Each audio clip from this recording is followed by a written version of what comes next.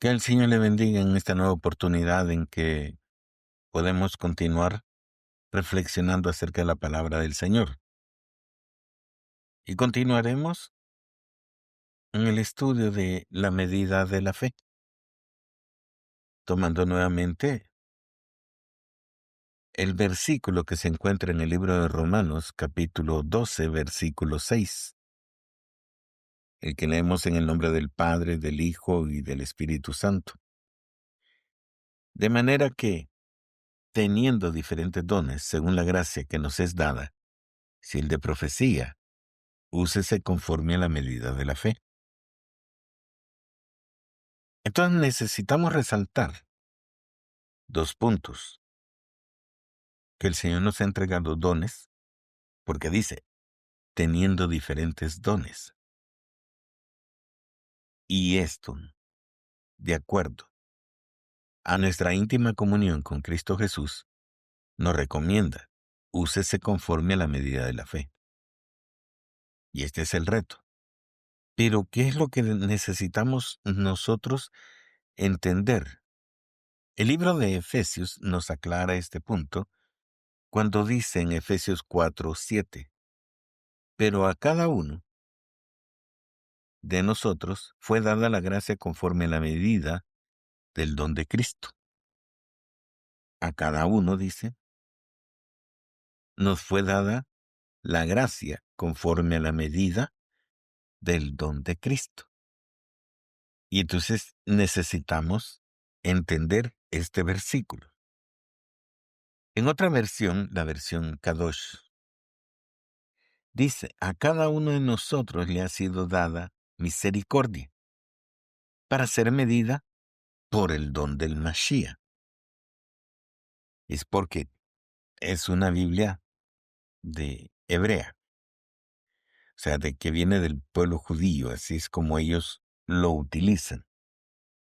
Entonces, ellos en lugar de usar la palabra Cristo, que es una palabra usada en el español, que significa lo mismo que Mesías o Mashiach, que significa ungido, enviado. Ambas palabras, realmente una es usada como del hebreo, el Mashiach o el Mesías, y el Cristo, que eso viene del griego, que significa lo mismo, ungido o enviado. Entonces, el texto, o lo que nos enseña el apóstol, es que definitivamente a cada uno se nos ha dado una capacidad, una misericordia, una gracia, y eso tiene que ver conforme a la medida en que nosotros hemos recibido la revelación del ungido de Dios, de Cristo Jesús. Recordemos que a Pedro, gracias a la misericordia del Padre, le fue revelado que Jesucristo era el Hijo del Dios viviente, y por esa razón él lo había comprendido, él lo había entendido, y lo confesó. Y por eso le dice Jesús, bienaventurado eres Pedro, porque no te lo reveló ni sangre ni carne, sino mi Padre que está en los cielos. Entonces, la revelación del Hijo de Dios viene de parte del Padre, pero esto viene en medida de acuerdo a lo que cada uno de nosotros cree y espera en Cristo Jesús, porque algunos somos duros de entender, duros de recibir una revelación de lo alto, porque somos muy materialistas. Pero los que somos soñadores y entendemos lo que significa tener un Dios todopoderoso, omnisciente, omnipresente, de nuestro lado, entonces nosotros no tenemos tanta limitante para poder recibir la revelación acerca de Cristo Jesús, porque sabemos y entendemos que Dios tiene la capacidad para hacer las cosas. Y allí es donde existe la diferencia entre unos que se meten y otros que tienen temor de meterse mucho más, o entrar más adentro o conocer más profundamente quién es Cristo Jesús. Porque todo depende de nuestra concepción. La revelación puede ser muy, muy profunda acerca de Cristo o muy superficial acerca de Cristo. Y eso es lo que nos lleva, por un lado, a seguir adorando imágenes, porque la revelación ha sido superficial. Pero mientras más profunda sea la concepción de Dios que está en nuestro ser, entonces Él se vuelve único.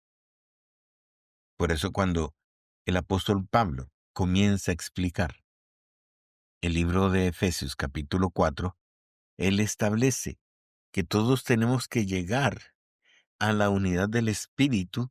En el vínculo de la paz, agrega, un cuerpo y un espíritu, como fuisteis también llamados en una misma esperanza de vuestra vocación, un Señor, una fe, un bautismo, un Dios y Padre de todos, uno solo. Pero esa revelación tiene que estar en nosotros de parte de Dios, pero depende qué tanto nosotros aceptemos esa revelación para que realmente obre en nuestra vida. Y por eso establece en Efesios 4:7 que de acuerdo a la gracia que nos ha sido dada conforme a la medida del don de Cristo. Así está en la Biblia Kadosh, hebrea, una Biblia hebrea. En la Reina Valera 1960 se nos dice, pero a cada uno de nosotros fue dada la gracia conforme a la medida del don de Cristo. Y estamos en lo mismo, o sea, don significa regalo, una dádiva, algo que nos es entregado, pero la medida en que lo recibimos depende de lo que nosotros aceptemos, creer. Y ahí es donde se viene definiendo todo lo demás. Por eso explica siempre en Efesios, continuando en el versículo 8, por lo cual dice, subiendo a lo alto, llevó cautiva la cautividad y dio dones a los hombres, dio regalos, dio una dádiva a los hombres. Primero tuvo que quitar la cautividad, sacarnos indudablemente de la esclavitud del pecado, de la esclavitud en este mundo, para poder llevarnos indudablemente a algo más grande, que es el mundo espiritual, donde está la gracia y la presencia de Dios. Y entonces continúa, versículo 11, y él mismo constituyó, Cristo Jesús constituyó a unos apóstoles, a otros pastores, a otros evangelistas y maestros. Entonces él formó prácticamente un equipo que tenía una tarea específica, tenía un llamado, tenía un propósito.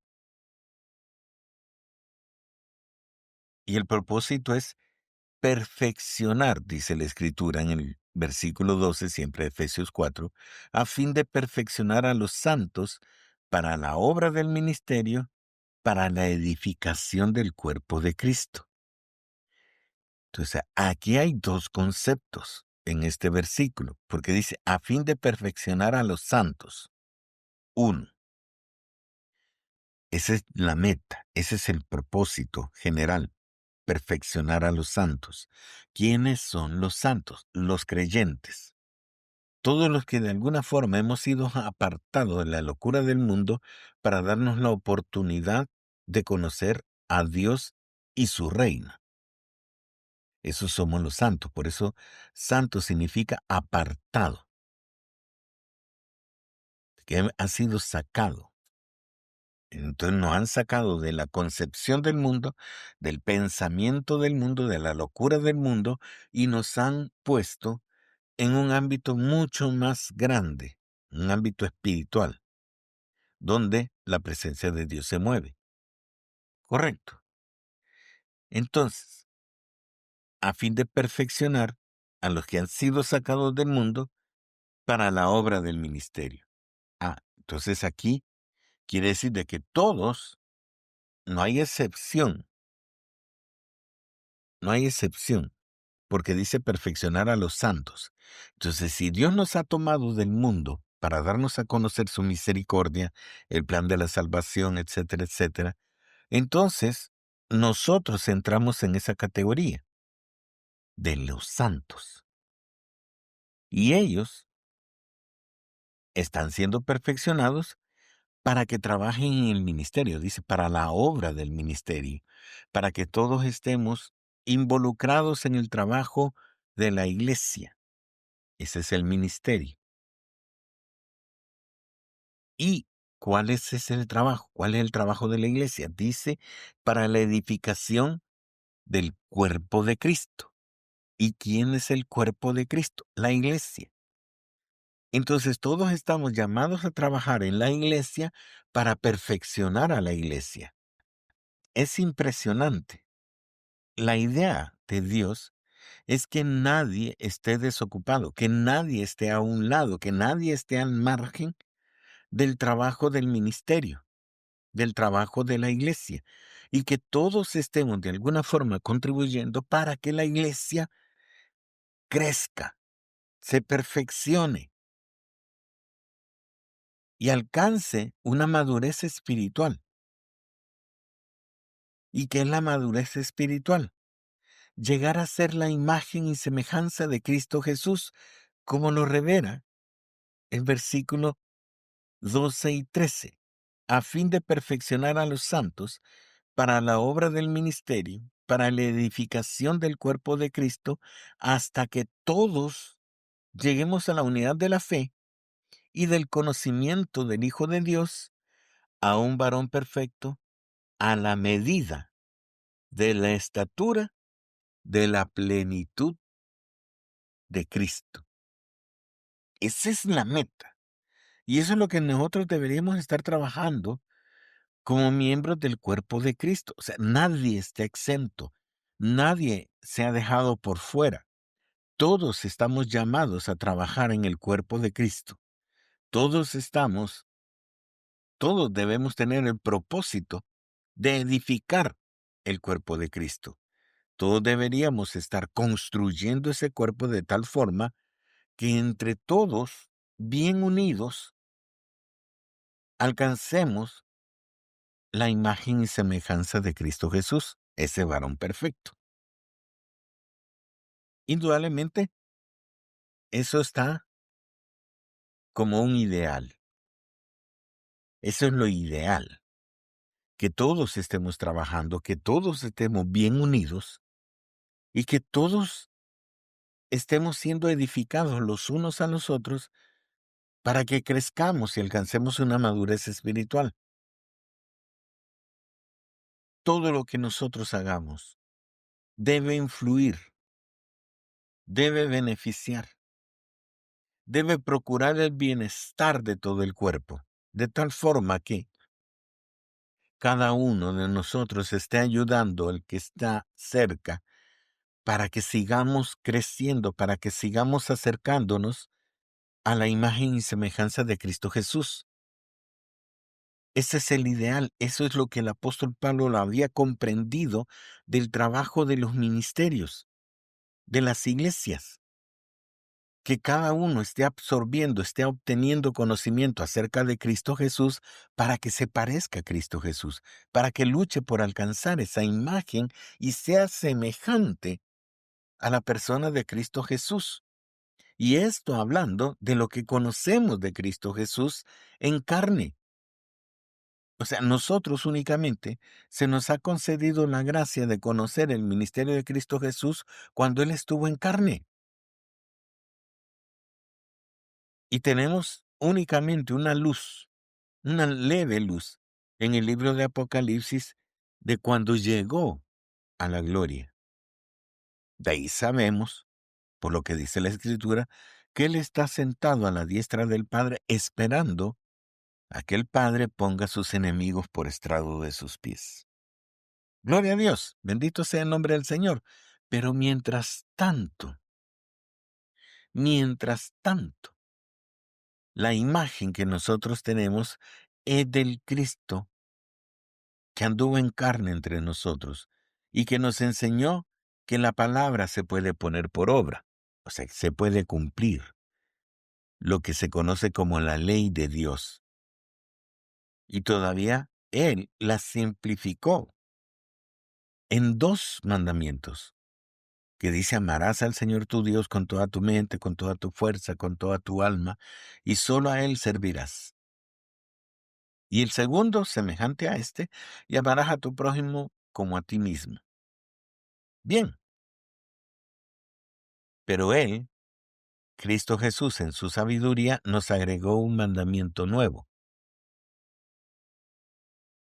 Déjenme explicarlo de esta forma. O sea, el resumen de la ley, donde están esos primeros 2 mandamientos, es lo que nosotros podemos hacer delante de los hombres.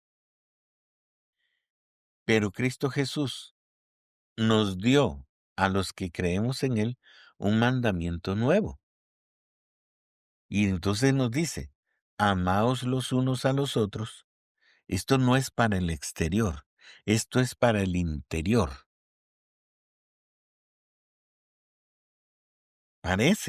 Se parece ciertamente al segundo mandamiento que dice: y amarás a tu prójimo como a ti mismo. Sí, pero ¿y si yo no me amo? Tampoco puedo amar a mi prójimo. ¿Y cómo sé que no me amo? Yo digo que me amo, pero no guardo mi cuerpo, no lo cuido. Ahí lo tengo con sobrepeso o con deficiencias corporales, con altos niveles de glucosa, de todo lo que nos afecta.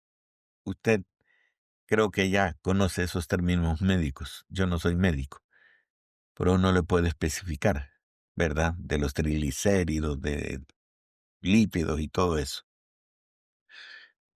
Pero nos descuidamos. O sea, nosotros no ponemos cuidado en mantener nuestro cuerpo en óptimas condiciones y por eso siempre andamos experimentando dolores, somnolientos porque no dormimos bien, porque no tenemos una dieta acorde a la necesidad de nuestro cuerpo, etcétera. En eso se demuestra que nos amamos, cuidando nuestro cuerpo. Pero si no lo cuidamos, entonces tampoco puedo amar al que tengo a la par. Eso es como, repito, esos 2 mandamientos primeros es como lo que está afuera. Tenemos que tener a nuestro Dios en primer lugar, ahí solo a Él servirle y amar a nuestro prójimo como a nosotros mismos. Correcto. Pero Cristo Jesús añadió algo para la iglesia, y dice: amaos los unos a los otros como yo os he amado. Y esto va para el entendimiento de los que realmente han aceptado a Cristo Jesús. ¿Por qué? Porque Él dio su vida por nosotros. O sea, Él nos amó de tal forma que, a pesar de ser pecadores, que no queríamos tener ninguna relación con Dios, que nos queríamos envolver en las profundidades del mundo y de Satanás, y no queríamos salir de esa perdición, Dios nos rescató. O sea, Dios llegó para mostrarnos un nuevo camino y un nuevo lugar a donde podemos estar, que es en su presencia.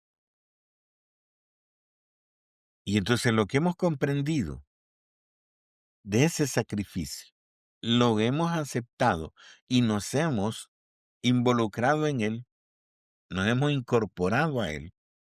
Entonces entendemos cuál ha sido el amor de Cristo Jesús y lo que Cristo Jesús espera de nosotros, porque Él mismo dice que el que no dejare padre, madre, hijos, hijas y bienes en este mundo, no es digno de Él.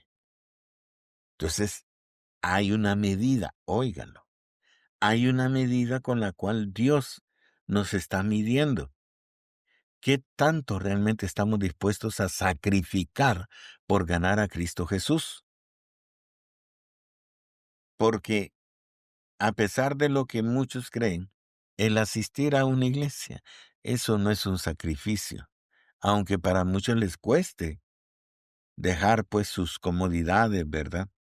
Para poder ir a recibir un culto o estar presentes en un culto hacia Dios. Pero muchos vamos y nuestro corazón no está allí. Y eso es lo que nos afecta, que no nos involucramos como debería ser. Pero la idea del apóstol y lo que está explicando es que cada uno de nosotros tiene que poner de su parte para edificar ese cuerpo.